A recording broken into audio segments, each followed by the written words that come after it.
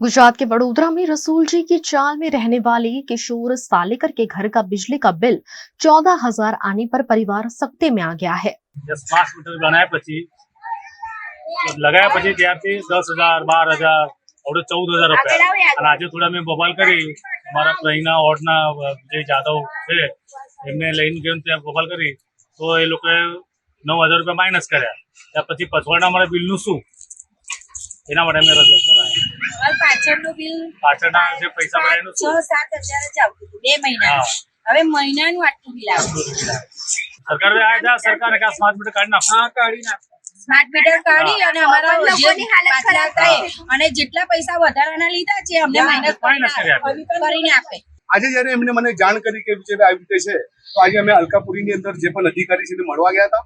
એમને જઈને એક રૂબરૂ વાત કરી કે આનું સોલ્યુશન શું છે। એ મને અવરી રીતે અમને ગણિત સમજાવતા હતા કે આવી રીતે આમ છે તેમ છે। જ્યારે અમે બબાલ કરી ત્યારે એમને 9,040 રૂપિયાની એમની એમાઉન્ટ માઇનસ કરી નાખી। મારી કહેવાની મુદ્દાની વાત એ છે કે અત્યાર સુધીનું જૂના બિલ છે કે જે તમને બિલની અંદર હાઈલી પેમેન્ટ તમે લીધું છે તો એ પેમેન્ટનું શું?